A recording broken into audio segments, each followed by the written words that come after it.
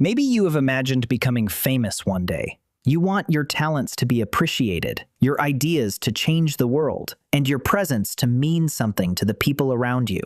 Of course, not everyone secretly wants fame, but fame may be an extreme version of something almost every human understands: the desire to be recognized, respected, and remembered.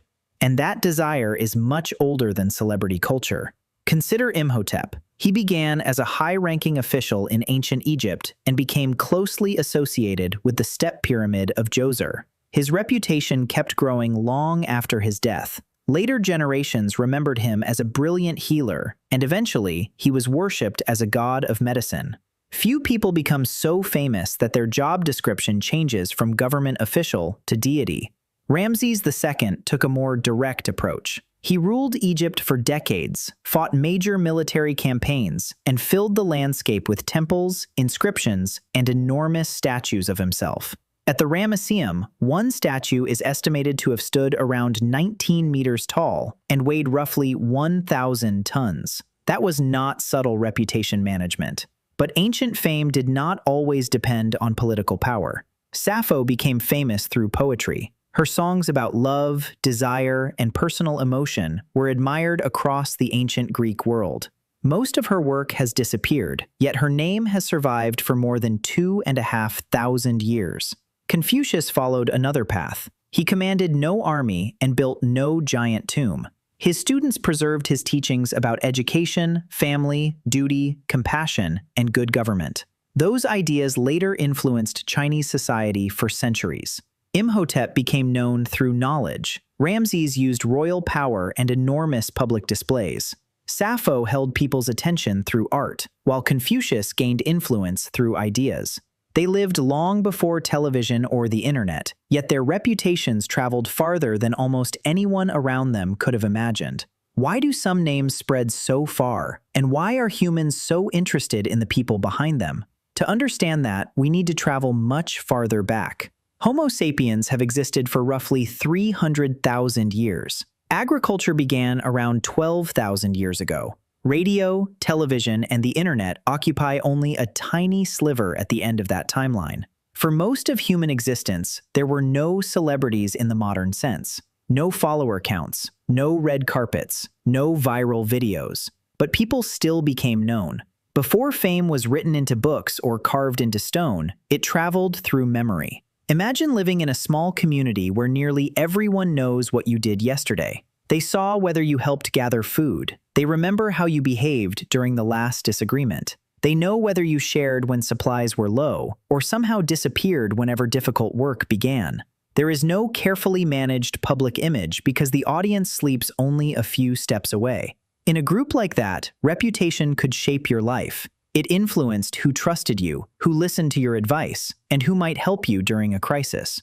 Respect was not just flattering. It could make life safer. One person might be unusually good at finding water. Another could read animal tracks that everyone else missed. Someone knew which plants eased pain, while another remained calm when danger appeared near camp.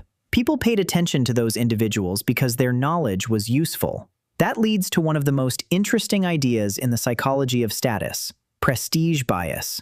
Prestige bias means we are more likely to watch and copy people who are already respected by others.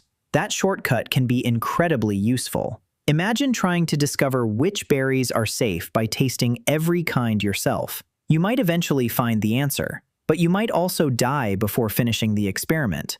Watching an experienced gatherer is much safer. Humans depend heavily on learning from other people. No one can rediscover every survival skill alone. Toolmaking, hunting, cooking, healing, navigation, and childcare all become easier when knowledge can be passed on. The difficult part is deciding whom to copy. So the brain looks for clues. Who seems successful? Whose advice do others follow? Who is respected by people you already trust? We still do this today. Imagine two restaurants serving similar food. One is almost empty. The other has a line stretching outside. Which one suddenly seems better? You have not tasted either meal, yet the crowd has already influenced your judgment. Humans do not only watch the person or place at the center of attention, we also watch everyone else watching them. That creates a powerful loop. Attention can signal importance, and apparent importance attracts even more attention. This helps explain why fame grows so quickly. Anthropologists also distinguish between prestige and dominance. Dominance creates influence through fear or force. Prestige works because people willingly pay attention to someone they believe has valuable knowledge, talent, or experience. One person enters a room and everyone becomes nervous. Another enters and everyone becomes curious. Both may have status, but only one is likely to be copied willingly. Still, being skilled was not always enough. Other people had to see it. Imagine two ancient food providers. The first quietly gathers a dependable supply of shellfish. The second leaves camp on a dangerous hunt and returns with an animal everyone knows is difficult to catch. The first may have provided food more efficiently, but whose return produces the better story? There is a name for this too: costly signaling. A costly signal is convincing because it demands genuine effort, risk, time, skill, or resources. It is hard to fake. Saying, "I am brave," costs almost nothing. Facing danger while everyone watches is far more persuasive. Researchers studying Miriam communities in the Torres Strait examined turtle hunting and spearfishing as possible examples of costly signaling. These activities were difficult and unpredictable, but success was highly visible. Large catches were shared during community events, and everyone knew which hunters regularly brought them in. A hunter might give away most of the food and still receive something valuable in return.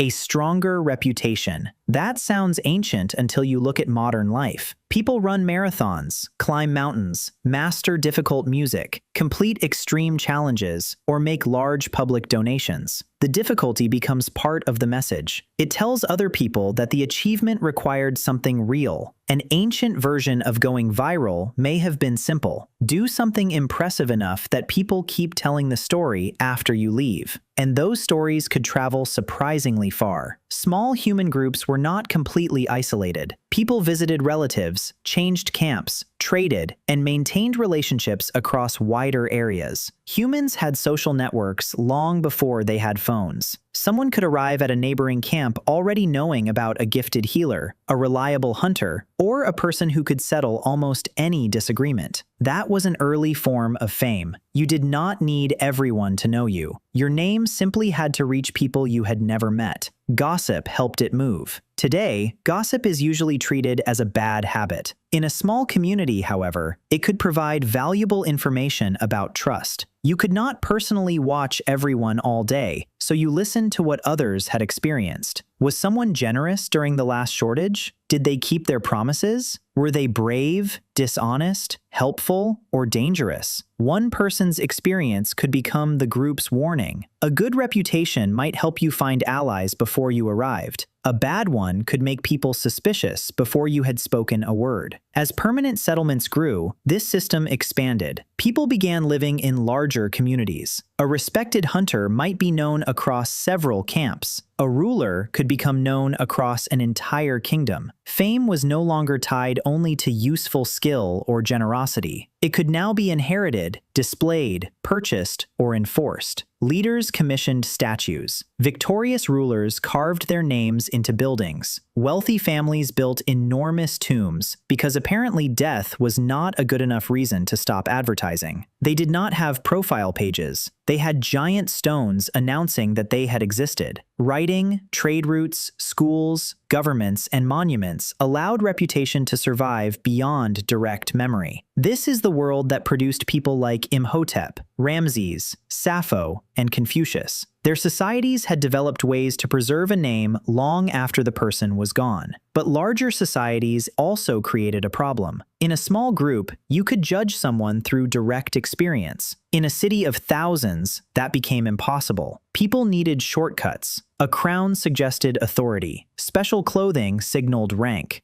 Guards implied power. A large home displayed wealth. The crowd itself became a symbol of status. If hundreds of people bowed to someone, an observer might assume there was a reason, even without knowing what that reason was. Prestige bias now operated on a much larger scale. We still respond to the same kinds of signals. A packed theater makes a performer seem more important. A best-selling label makes a book more appealing. A long line outside a shop creates curiosity among people who had no intention of entering. Once enough people pay attention, attention becomes its own advertisement. Modern technology has pushed this ancient tendency into unfamiliar territory. For most of history, the number of people who could know you had a natural limit. Today, someone can become visible to millions overnight. Their face appears on screens around the world. Strangers discuss their clothes, relationships, mistakes, and even what they ate for breakfast. The desire for recognition now operates inside a system with no obvious finish line. There is always a larger audience. Someone becomes admired at work, then compares themselves with a famous person across the country. A successful singer sees another artist filling larger venues. A person finally reaches the goal they thought would make them feel important, only to discover that somebody else has 10 times more attention. Recognition once ended at the edge of the group. Now, the scoreboard can continue forever. That may explain why fame can feel strangely unsatisfying. A person can be recognized by millions while feeling understood by almost no one. Meanwhile, someone with no public audience may be deeply valued by family, friends, coworkers, or neighbors. Visibility and importance are not the same thing. Attention may disappear when the performance ends. Real value often becomes clearest during difficult moments, when people still choose to stay. This is why wanting recognition should not automatically be dismissed as vanity. The person dreaming about a cheering crowd and the quiet person hoping their family appreciates them may be responding to the same ancient question: